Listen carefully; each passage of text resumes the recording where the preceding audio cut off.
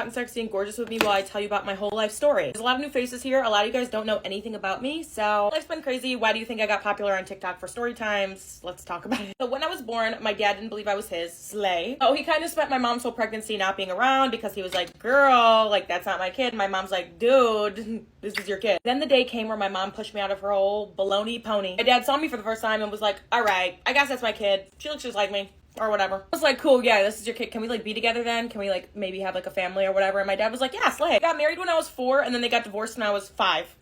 My dad moved out to Pennsylvania and I really only ever saw him around summertime or Christmas, which then meant that every day I spent was with women. I had a sister, a mom, and a grandma who was a lesbian who was married to a woman. So my whole life was spent around women, just loving women. Went to my first ever Pride Fest when I was like 6 because my grandma was like, slay, we're here queer and without fear, baby. Basically, my mom was a single mom with 2 kids to 2 separate baby daddies.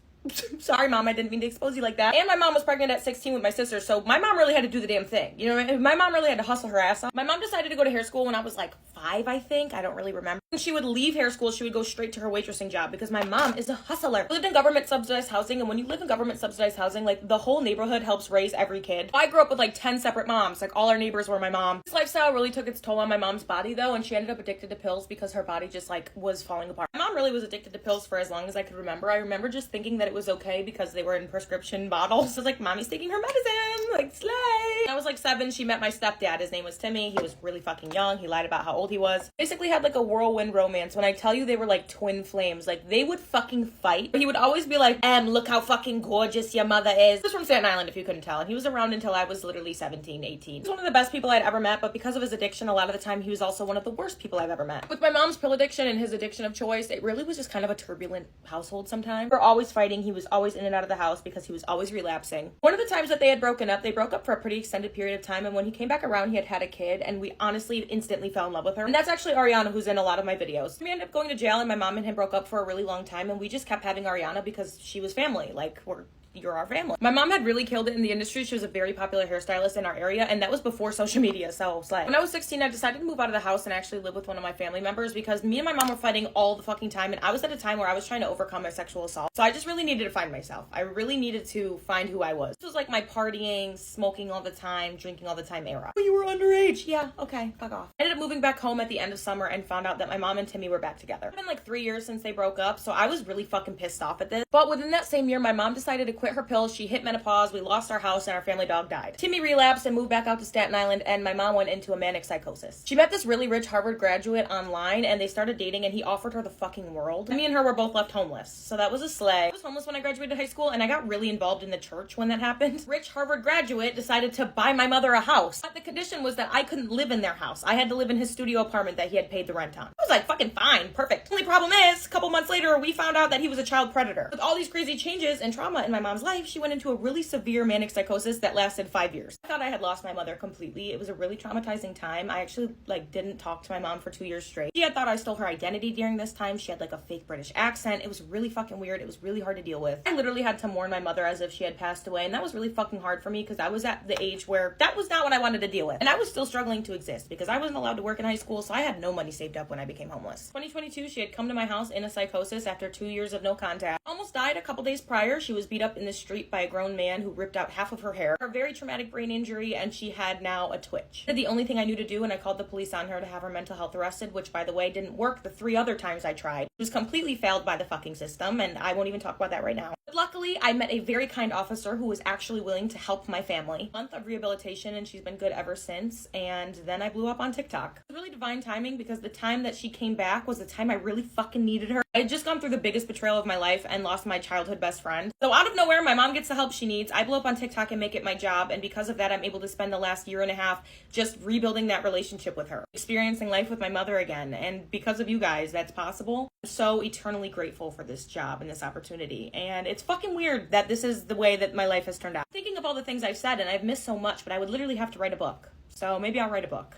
Story time about how I was stalked by what I honestly believe was a serial killer. In 2020, this guy moved into my apartment complex down the hall from me. My first encounter with this guy was in the hallways on his move-in day. He looked at me, and the first thing he ever said to me was, "Are you scared of me?" I thought that seemed a little strange, but then I realized that he was moving in to my guy best friend's apartment. So I texted my guy best friend and I was like, "Yo, your new roommate seems a little bit weird.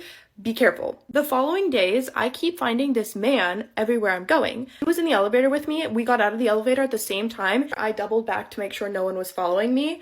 And he, at the exact same time, peeked out from behind the wall he was hiding behind. We made eye contact. And he laughed this evil demonic laugh, and he found out which apartment was mine. I was like, oh my gosh, like what should I do? I did call the police, but the police wouldn't take me seriously. I go over to my guy best friend's apartment, and obviously the stalker and him are sharing the same apartment unit. While I'm hanging out with him and a bunch of other guy friends, the stalker dude starts pacing back and forth through the apartment with an axe on his shoulder and a helmet. Just pacing, not saying a word to anyone, just pacing back and forth with an axe. He then proceeds to block the door like this. This guy's 19 years old and he's ripped on steroids. This guy couldn't even walk normal because of his muscle mass. And he's standing, blocking the door so that no one could come in and no one could come out of the apartment unit. The guy eventually leaves the apartment, but he comes back. And when he comes back, he's extremely pissed off, goes into his room and is throwing things around.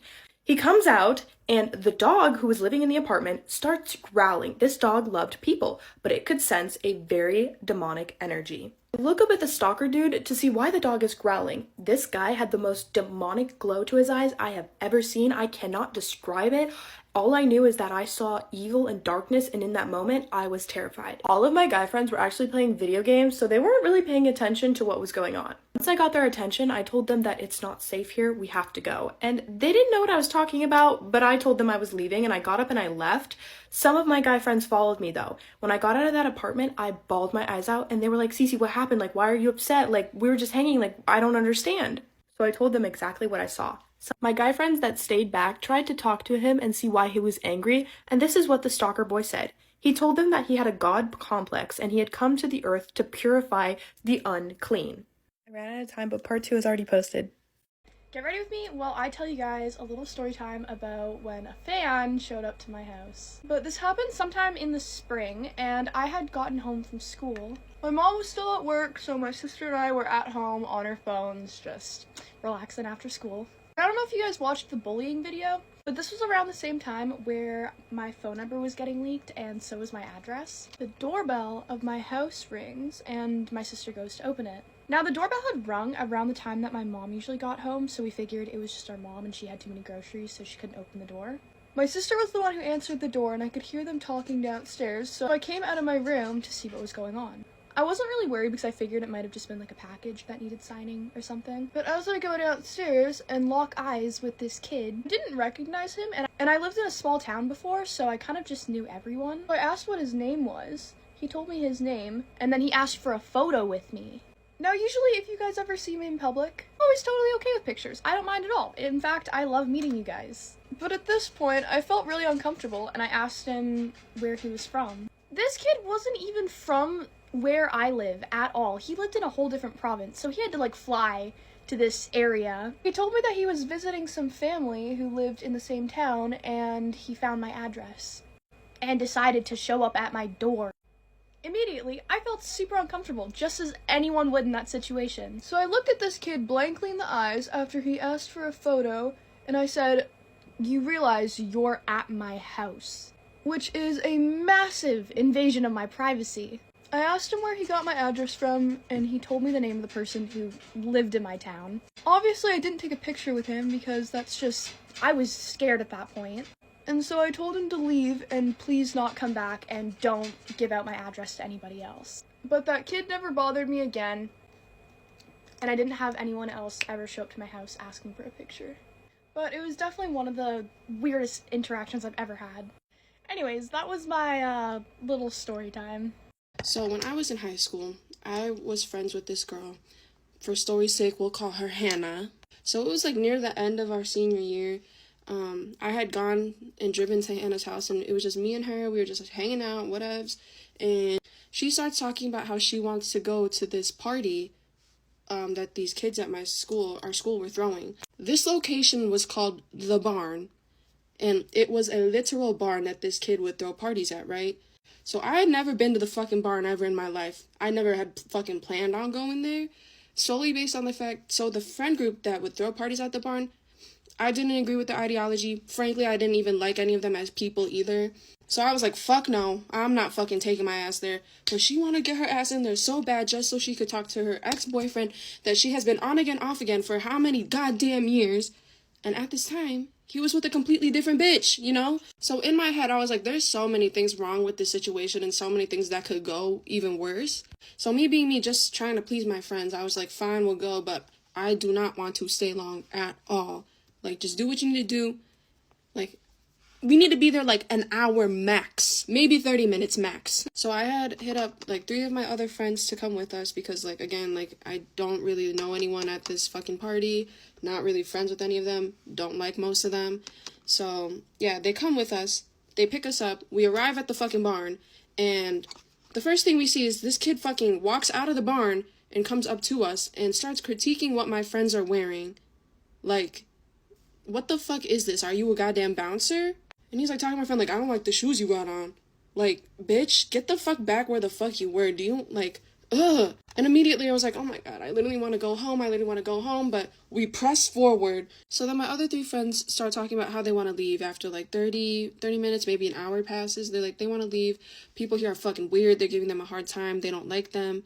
And they just want to go home. And I was like, bitch, fuck yeah, like, I want to fucking leave, you know? So I'm talking to Hannah, like, all of us are talking to Hannah. We're like, okay, like, I think that is enough. Like, we should go. Hannah didn't get a chance to talk to her boy yet, so she didn't want to leave, obviously.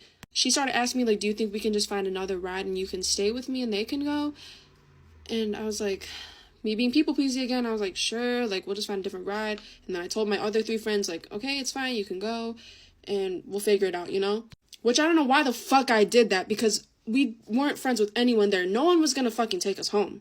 So the night very unfortunately goes on, and then she ends up talking to her boy, and I'm like, fucking finally, now we can almost be fucking done, you know? So, like, they leave me to go talk. I'm like, whatevs, private conversation, don't really care.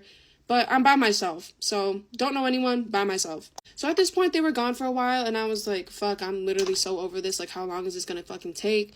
And I had went to where they were talking. They were, like, in the back of the barn, fucking back of the barnyard, and I go up to them, I'm like, hey, guys, like, what's going on? Can I join you guys? Because literally, the whole entire time they were talking, I was, like, walking around this kid's fucking house. Like, literally a stranger's home. I'm just walking around, looking around, went in the barn, went inside their house, and I was like, wow, this is nice, you know? Hannah then tells me, she's like, the conversation's, like, really private. Like, can you, like, go somewhere else? And I was like, fine, because I have nowhere else to go anyways.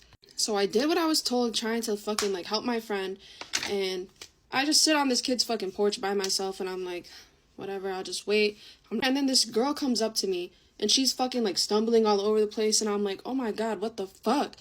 And she, like, grabs onto me and everything, and I'm, like, trying to help her up and everything, and I ask her if she's okay, and she's, like, telling me all the shit she was doing and everything like that, and I looked at her face, and I was like, oh my god, this girl, it looks so young.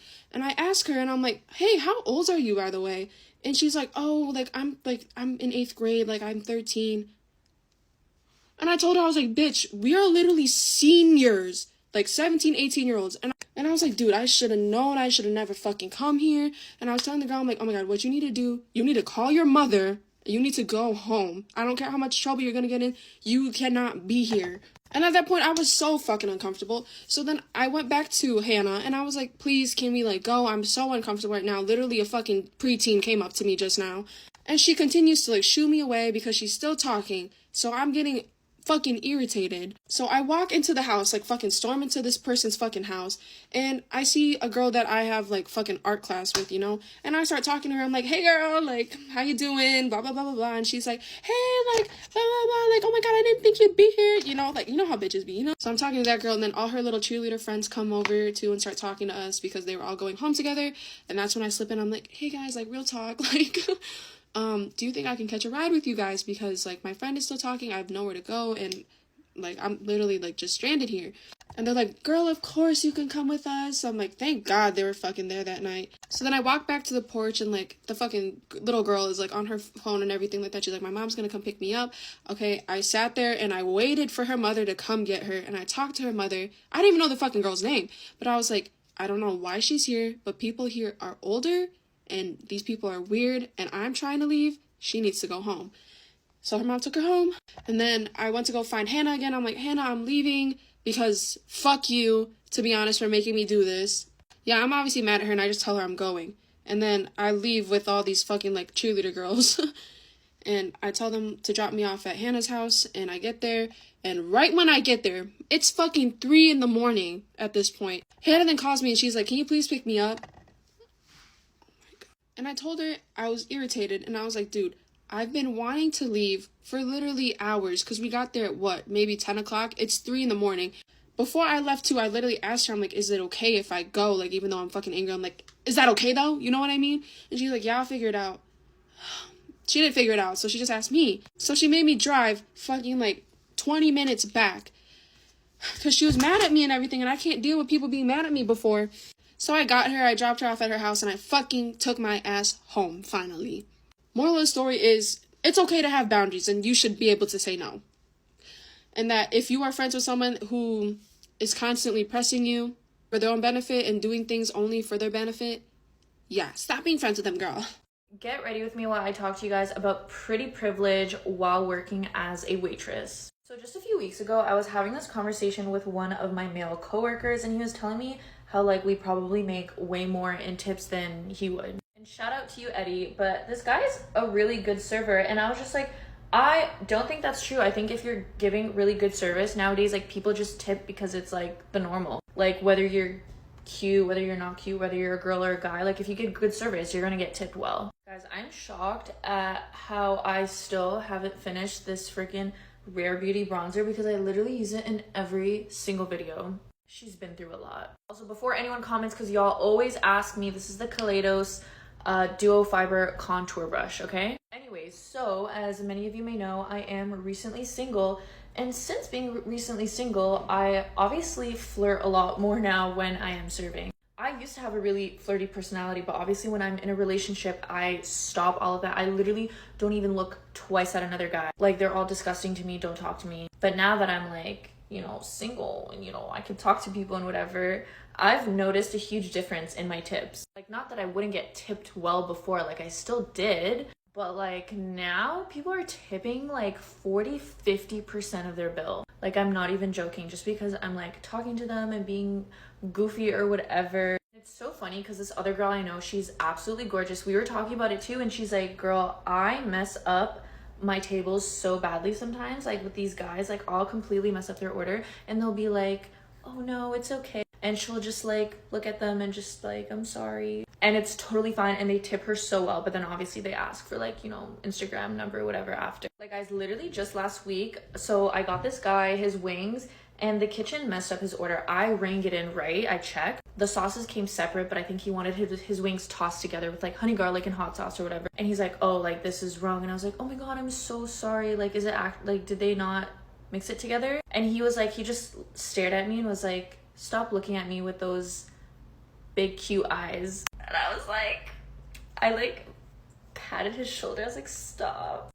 Oh my God. Using the Patrick Ta blush.